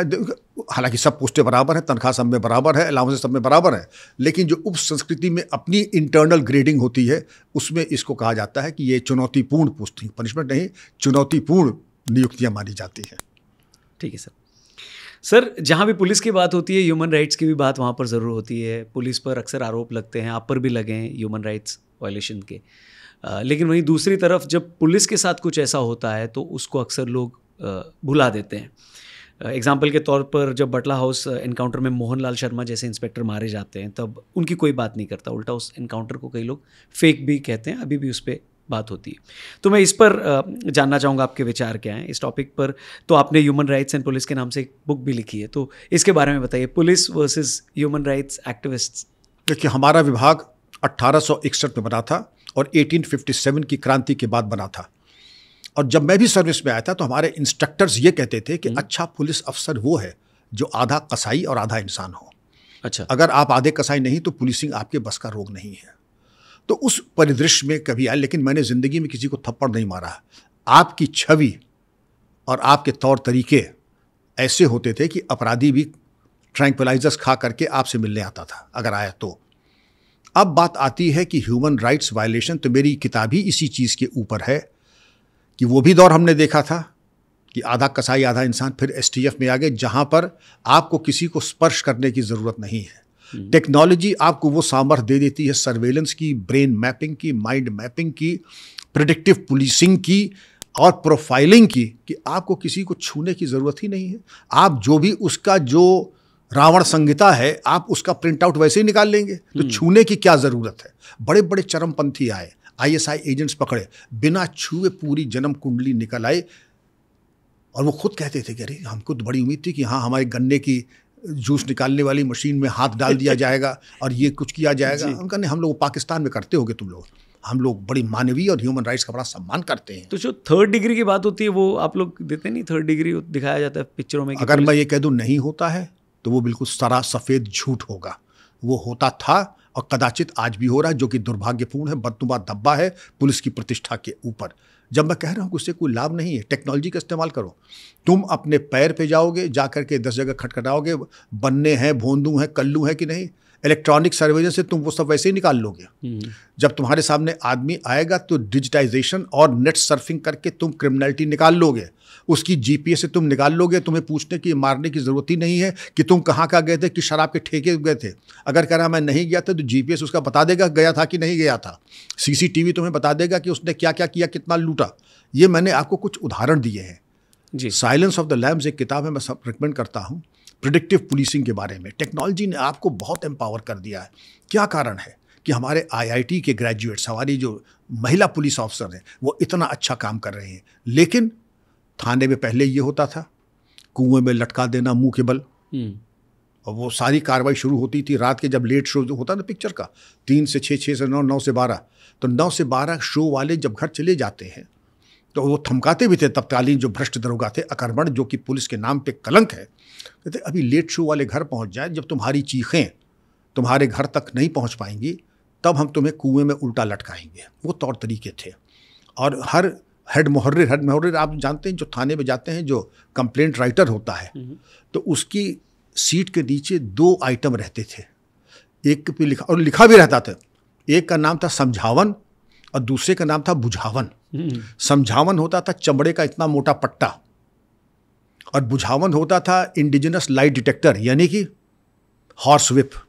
तो एक समझावन, एक बुझावन। और ये बताया जाता था, हालांकि मैंने न इसको कभी प्रमोट किया है, मैं इसकी बहुत भर्त्सना करता हूं, जब पुलिस के पवित्र नाम पे बहुत बड़ा कलंक था, और अगर कहीं है तो बहुत बड़ा कलंक है, लेकिन इसका इस्तेमाल करके to extort and get confessions, to get statements मनमाने तरीके से। और मैं तो पुलिस लीडरशिप से अपील करूंगा कि जब कभी थाने का मुआयना करने जाएं, जो हेड मुहर्रिर की मेज़ होती है उसके नीचे तलाशी ज़रूर लें। अगर जहाँ कहीं समझावन बुझावन मिले, वहाँ के पूरे थाने को सस्पेंड करें। आपकी टीम में से कभी किसी ने समझावन बुझावन यूज़ किया है? देखिए और आपको पता चला तो कैसे, क्या रिएक्शन था आपका? ये आपका क्वेश्चन बड़ा लोडेड है। मैं इसका न हाँ में जवाब दे सकता हूँ, ना में दे सकता हूँ। लेकिन जी सर, एक उप संस्कृति जो 1861 से चली आ रही है, आप ये उम्मीद करें कि एक अकेला अदना सा एक अफसर विक्रम सिंह उसमें सुधार करने का एक भगीरथ प्रयास कर सकता है, एक छोटा सा प्रयास कर सकता है। वो प्रयास मैंने किया, लेकिन ये कहने कि मैंने देखा नहीं, मेरे पीठ के पीछे होता नहीं था, मेरे दौरान हुआ नहीं और मेरे जाने के बाद बंद हो गया, वो बिल्कुल सफ़ेद झूठ होगा। Fair enough sir. Sir, police का काम कई मायनों में थैंकलेस होता है, क्योंकि अगर आप 99 केसेस ऐसे हैं जिसको आपने सॉल्व किया है, उसकी ज़्यादा बात नहीं होती, ज़्यादा क्या बात ही नहीं होती। लेकिन एक केस अगर आपने सॉल्व नहीं किया है तो उसके ऊपर काफ़ी बवाल भी हो सकता है, और फिर उसके ऊपर बहुत सारे रिएक्शंस आप लोगों को, आपको, पुलिस ऑफिसर्स को, पुलिस पूरे महकमे को जज कर लिया जाता है। मैं जानना चाहता हूँ ऐसे केसेस के बारे में, या कुछ अगर आप बता सकें जहाँ पर कई ऐसे, हालांकि इन्फॉर्मेशन सेंसिटिव भी हो सकती है, वो आपके ऊपर अगर आप शेयर करना चाहें कि इस केस को सॉल्व करने में ये चीज़ें लगी, लोगों को पता नहीं लगा, एक अटैक रुक गया, या एक राइट रुक गया, या एक सोसाइटी में एक बड़ा डैमेज होने से रुक गया, लेकिन क्योंकि वो बाहर नहीं आया इसलिए उस पर तारीफ भी नहीं हुई, उस पर इनाम भी नहीं मिला, उस पर प्रमोशन भी नहीं मिला। ये काम करती है पुलिस। तो अगर कुछ ऐसा शेयर करना चाहें आप। ऐसे तमाम केसेस होते हैं। अब पुलिस या कोई भी पुलिस एजेंसी जानी जाती है अपने फेलियर से। उसके सक्सेसेस का कोई लेखा जोखा नहीं होता है।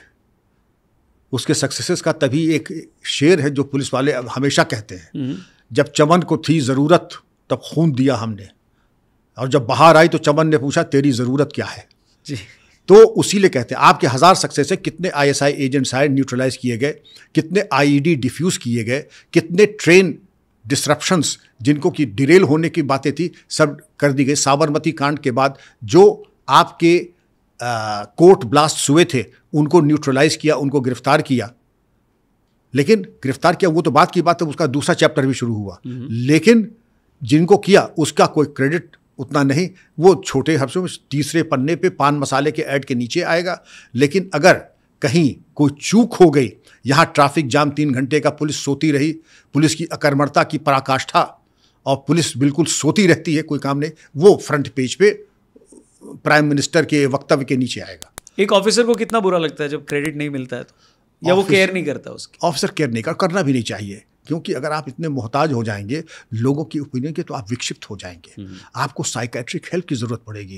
And thick skin is a gift of God. Thick skin in the sense कि अननेसेसरी अनवारंटेड क्रिटिसिज्म, अवांछित आपकी आलोचना हो रही, उससे आपको विचलित नहीं होना चाहिए।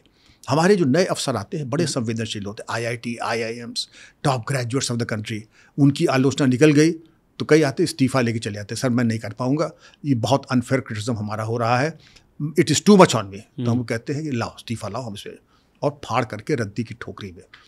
ये इसी के लेवल का था। और don't give it a second thought unless your immediate superior tells you something, you should not even read all this nonsense. उनका आप भी यही करते थे, उनका मैं भी यही करता था। हम जब थे तो इसी तरीके का एक समाचार पत्र आया, जनपद, नाम नहीं लूंगा, मान लीजिए जनपद एक्स में 10 उन्मूलन अभियान बेअसर। पढ़ा मैंने सब, बड़ी पीड़ा हुई, गोली भी लगी। और आप कह रहे हैं जनपद अमुक पे 10 उन्मूलन अभियान बेअसर, डकैत छत चढ़ के उनका आतंक चल रहा है, कोई नियंत्रण नहीं है। खैर वो उम्मीद करते थे पत्रकार महोदय कि मैं उनको फ़ोन करूंगा, मैंने फ़ोन नहीं किया। तो 2 दिन बाद आए, उन्होंने पूछा कि कप्तान साहब, मैंने आपके बारे में एक लेख लिखा है, आपने तो पढ़ा होगा। पढ़ा तो मैंने सब था, एक एक शब्द, कटिंग भी रखी थी। ईमानदारी की बात यह है, जांच भी करवा रहा था। हमने कहा आपका कौन सा समाचार पत्र है? तो उन्होंने बताया प्रतिष्ठित समाचार पत्र। तो हमने कहा पत्रकार महोदय, ये आपको बड़ी गलतफहमी है। आपका समाचार पत्र मैं मंगाता नहीं हूँ, कॉम्प्लीमेंट्री आप भेज देते हैं, और जब मैं टूर पे जाता हूँ चप्पल वगैरह लपेटने का काम आ जाता है, इसके लिए आपको आभार। मैं पढ़ते हैं कि थोड़ी लगता कि मैं टॉयलेट पेपर दिन भर पढ़ता रहूँगा मैं। सर, इंडियन पुलिस को आप कहाँ देखते हैं? क्योंकि एडवांस पुलिस फोर्स की जब बात होती है तो स्कॉटलैंड यार्ड का नाम आता है, कैनेडियन पुलिस फोर्स, जर्मनी की GSG 9, इसके अलावा नीदरलैंड, फ्रांस, जापान की भी पुलिस हैं। उसके मुकाबले इंडियन पुलिस को आप कहाँ देखते हैं, और कौन सी ऐसी कमियां हैं, या वो लेवल क्या हम अचीव कर पाएंगे या कर चुके हैं? How do you read this? मैं आपको एक उदाहरण से समझाता हूँ। US पुलिस का एक कंटिंजेंट आया था जब मैं DGP था, कुछ एक्सपोजर के लिए कि इंडियन पुलिसिंग कैसे कम्युनल राइट्स कंट्रोल किया जाता है, कैसे मॉब कंट्रोल किया जाता है। आए थे 5 दिन के लिए। 3rd डे दे केम कि sir, we can not cope up with the pressure that you all face. It is unimaginable here. We begin our day at 8 a.m. and then leave the patrol cars there exactly after 8 hours, and nobody can trouble us thereafter. And here you seem to be working 24/7.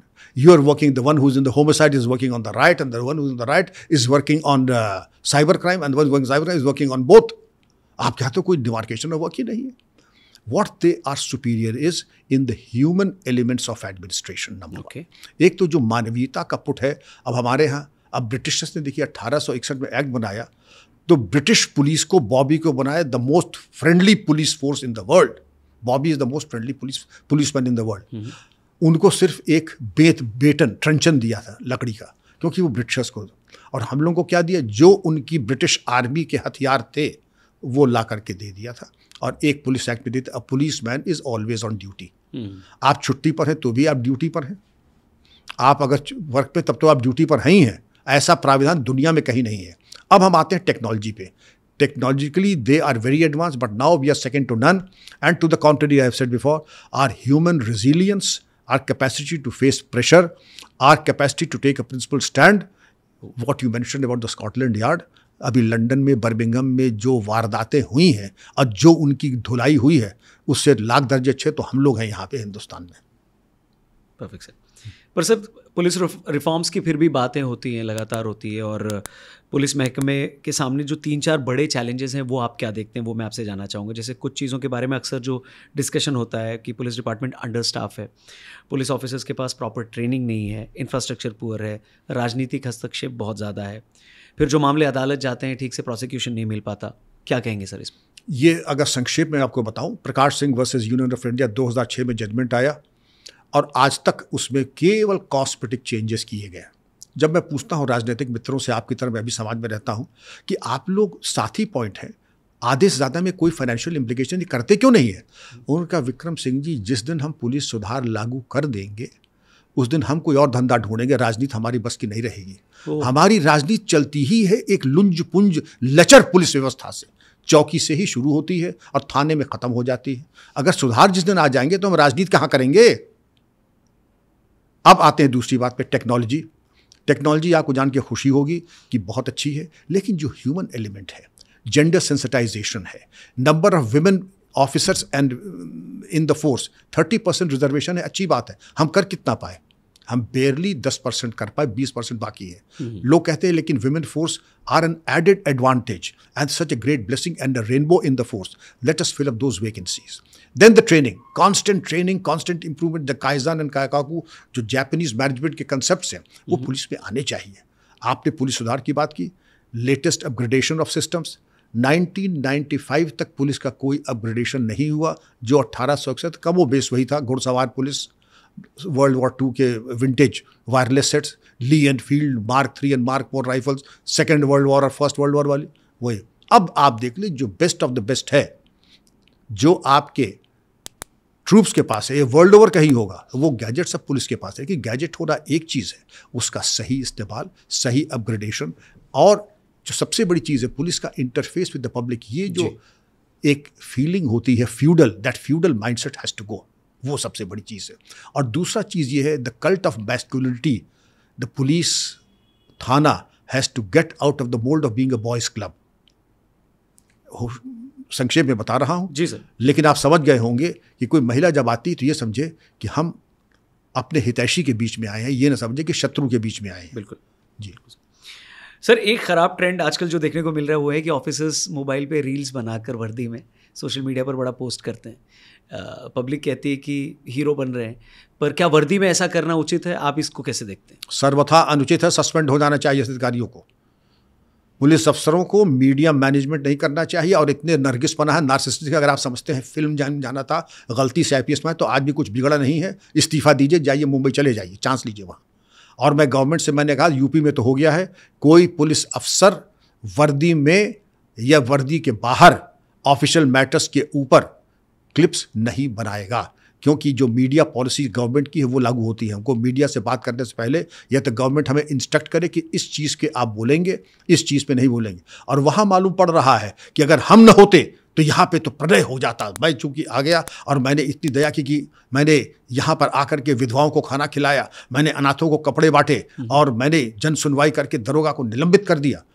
ये it is in very poor taste. और bureaucracy का एक principal है self effacing, anonymity. ये ना anonymity है न self effacing है, दोनों ही ऑब्जेक्टेबल हैं and in very poor taste. मैं चाहूँगा ऐसे अफसरों को सस्पेंड किया जाए, इनके कैरेक्टर रोल में एडवर्स एंट्री भी दी जाए, चाहे वो पुलिस का हो या किसी भी डिपार्टमेंट का। गवर्नमेंट सर्विस के कुछ नॉर्म्स हैं, IAS IPS SDM वगैरह भी, DM वगैरह भी बना रहे हैं, चलेगा वो? बिल्कुल नहीं चलेगा। नहीं चलेगा। आपको गवर्नमेंट की पॉलिसी है, government officer can meet the media with social और प्रिंट और electronic only after the government has permitted you, taken permission only on the issues that you've done. एक ही एक्सेप्शन है, matters pertaining to scientific and cultural matters only. आपके option नहीं है, cultural matters है। जैसे मान लीजिए आप नोएडा में हैं, तो यहाँ पर आप देखिए 1857 की क्रांति में कहाँ कहाँ पर सबसे ज़्यादा युद्ध हुए, तो आप उसकी बात कर सकते हैं, जिसमें आपके ऑप्शन, अगर आप यहाँ पुलिस कमिश्नर नोएडा के हैं, उसका कोई रोल नहीं है। हिस्टोरिकल फैक्ट आपने उसको दे दिया। गोल्फ क्लब में जो कब्र बनी हुई है वहाँ जाके आपने फोटो ली, वहाँ तक तो ठीक है। पर सर, गाड़ी से अगर एक ऑफिसर उतरता है और फिर अपनी सीट तक जाता है और फिर अपनी पेन और डायरी निकाल के रखता है और तब तक कोई उसको शूट करके उसका एक वीडियो बना रहा है, वो एडवांटेज डिसएडवांटेज तो वही है। इसमें कोई चीज़ नहीं कि इसका इंटेलेक्चुअल डिसऑनेस्टी मैं कहता हूँ। आप बात करें इतिहास की, लेकिन वर्दी और गाड़ी सरकार ने दी है, आपकी व्यक्तिगत नहीं है। आप जब ऐसे व्यक्तिगत और वैज्ञानिक शोध में, ऐतिहासिक या सांस्कृतिक में जाए तो वाहन भी अपना रखिए। सरकार इतने पैसे देती है कि वाहन भी आपका, डायरी भी आपकी, कलम भी आपका, और कोई वर्दीधारी आपके इर्द गिर्द न रहे। उनका ये कहना है कि इससे इमेज चेंज होती है, पर्सनल ब्रांडिंग से लोगों से कनेक्ट बढ़ता है, लोग ये जानते हैं कि हम कितने फ्री फ्लोइंग हैं, हम we are open for the change. उसके लिए अपना PRO निर्धारित कीजिए, वो बता देगा आप दफ्तर में बैठे हैं। आप कहते हैं जनसंपर्क पखवाड़ा, मालूम पड़ा गैंगरेप हो गया वहाँ पे, तो आप बता दें और जनता से मिल लिया कीजिए। सबसे बड़ा, अगर आप वाकई PR कर रहे हैं, जो मैंने ज़िंदगी भर किया, जनता का दुख दर्द दूर कर दीजिए, उनकी बातें सुनकर निस्तारण कर लें। आप देखेंगे 1 महीने में अगर इलेक्शन हो, आप इलेक्शन लड़ें तो आप इलेक्शन जीत जाएंगे। ये गुडविल आप जनरेट कर लेंगे। ये गिमिक्री जो है ना, ये गिमिक्री से नहीं चलता है शासन। This is all gimmickry. Sir, बहुत सारे रीजनल गाने ऐसे होते हैं जिनमें हथियारों का ग्लोरिफिकेशन होता है, उसको आप कैसे देखते हैं? ये आर्म्स रूल्स का उल्लंघन है। पहली चीज़ तो ये है कि अभी एक इनकाउंटर हुआ था महाराष्ट्र में, जिसमें एक व्यक्ति मार दिया गया। मरने वाला भी शिंदे था, मारने वाला भी शिंदे था इनकाउंटर में। तो मैं आपके स्टूडियो में गया था, तो उन्होंने कहा था असली मकसद, हम असली आप नहीं दिखा सकते हैं, आप नकली मॉडल ले आइए खिलौना और कह दीजिए कि खिलौना है, और उसको खिलौने को दिखा सकते हैं कैसे क्या हो सकता है। मैं ex-DGP हूँ, आपके स्टूडियो में बैठूंगा तो असली पिस्तौल और असली हथियार नहीं लाऊंगा। आपके आर्म्स रूल्स में, लाइसेंस पे कुछ कंडीशंस होती है, आप कहाँ क्या दिखा सकते हैं। अगर लाइसेंस आपका है और मैंने बोरो करके उस पर गाना बना दिया और अपनी पिस्तौल को खोस लिया किनारे और ज़्यादा उसमें ट्विस्ट करके मैं और भाव भंगिमा बना करके जोकर वाली मैं दिखाने लगूं, it is an extremely bad taste and against the rules and regulations. और ऐसे लोग, इसको misuse of arms, licence cancel हो जाना चाहिए और हथियार जब्त हो जाना चाहिए। लाइसेंस ज़्यादा से ज़्यादा लोगों को मिले, इसके पक्ष में हैं आप? जी, मैं बिल्कुल हूँ इसके पक्ष में।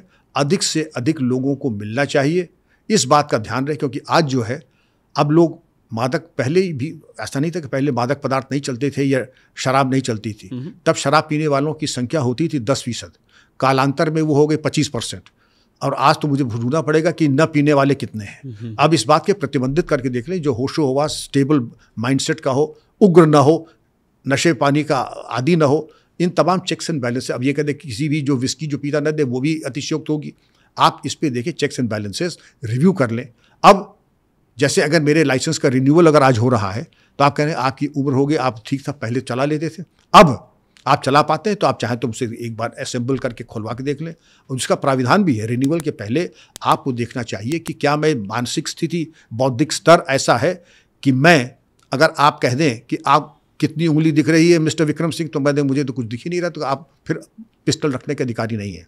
आपको खोल करके असेंबल करना आता है, आप चला सकते हैं, तब आपको मिलना चाहिए। लेकिन दिखाई ये पड़ रहा है जिनको यही नहीं मालूम कि नाल कहाँ है और बट कहाँ है, वो भी लाइसेंस होल्डर्स हैं।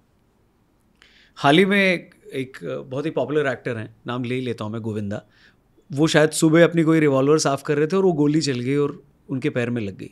फिर उसके बाद ये डिस्कशन चालू हो गया कि भैया सबको ऐसे आर्म्स मिल जाते हैं या जो लोग हैंडल नहीं कर पाते हैं। सो आप कहते हैं कि रूल्स स्ट्रिक्ट होने चाहिए, आर्म्स मिलने नहीं चाहिए लोगों को, ये हथियार लोगों को ज़्यादा नहीं मिलने चाहिए? बिल्कुल नहीं मिलने चाहिए, नीड बेस्ड।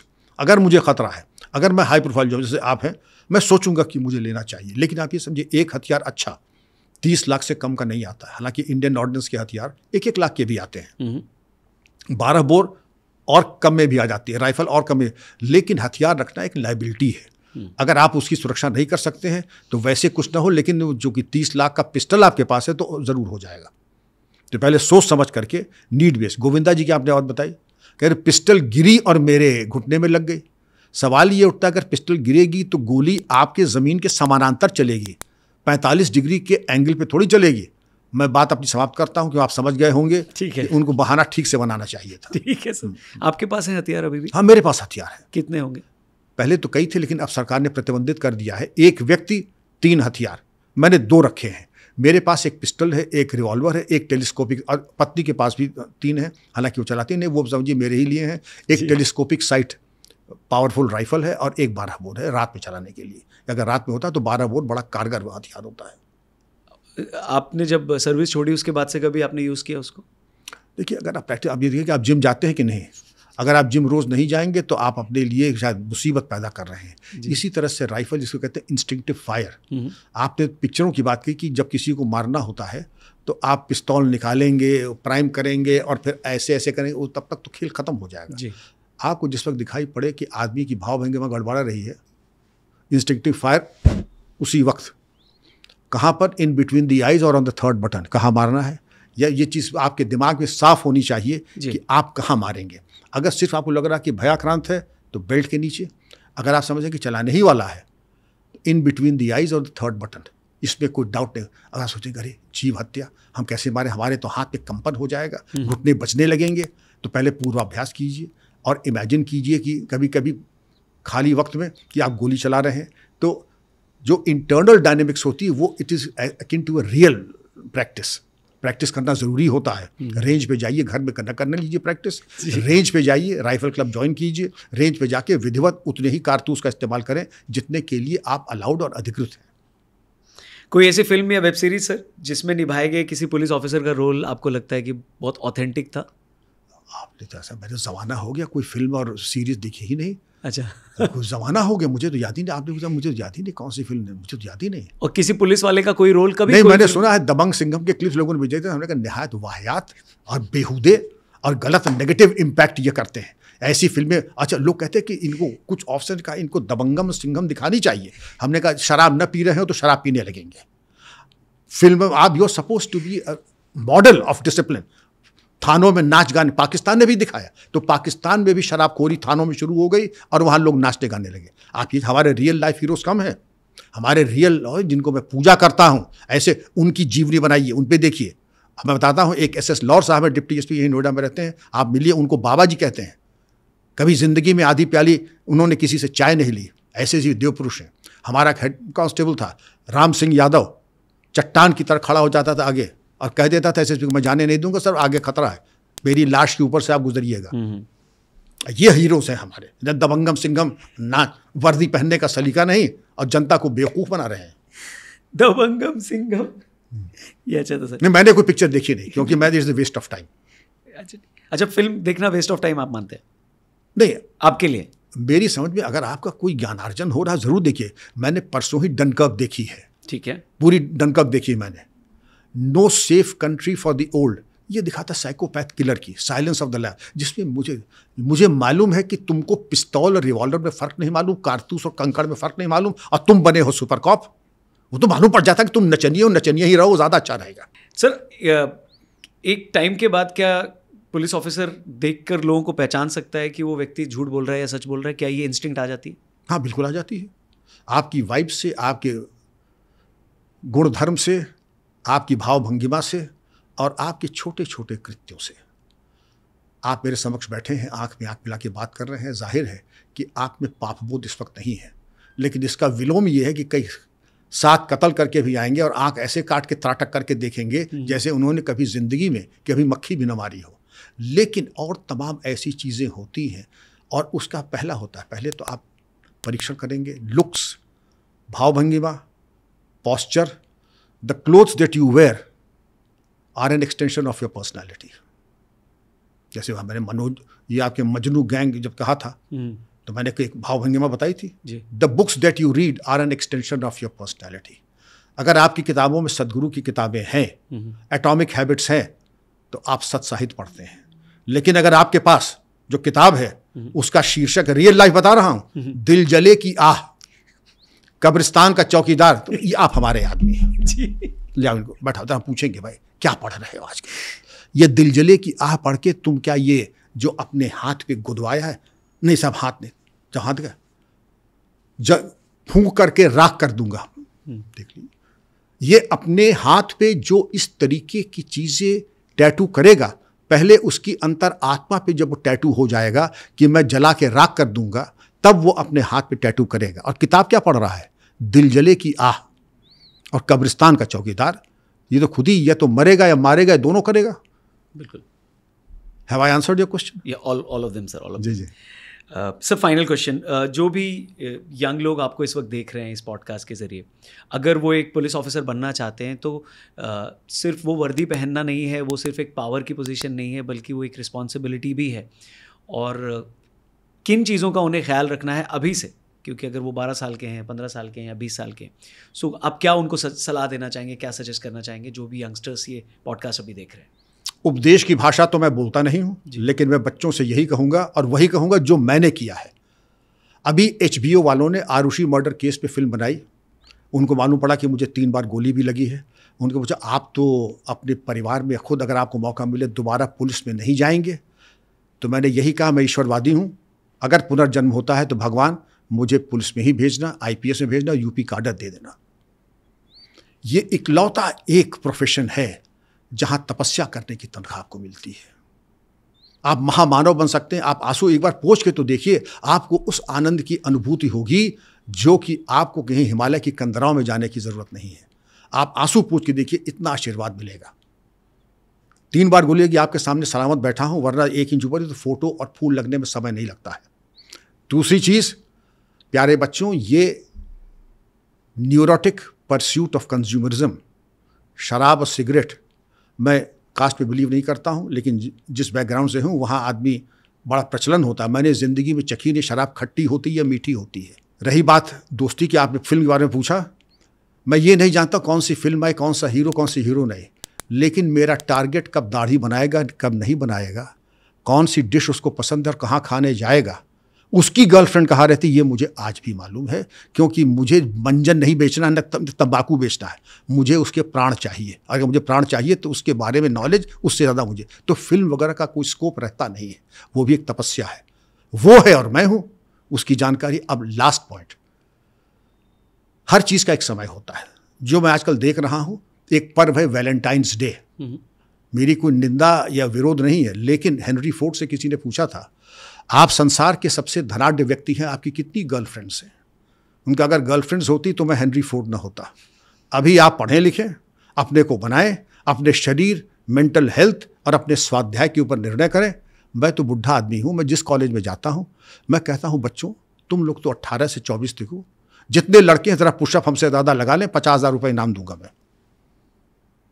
और जब मैं देखता हूँ ऐसे बच्चे जिनसे 10 पुशअप नहीं हो सकती है, जिनसे 10 किलोमीटर चला नहीं जा सकता है, हाँ ये ज़रूर पूछ लो कहाँ अच्छा पिज़्ज़ा मिलता है, कहाँ पर वैलेंटाइंस डे मनाया जा सकता है, कहाँ पर ये, अब छोड़ दीजिए उन बातों को। बच्चे बड़े प्यारे हैं, मेरा सबको आशीर्वाद है, लेकिन आपका जीवन इस वक्त तपस्या है।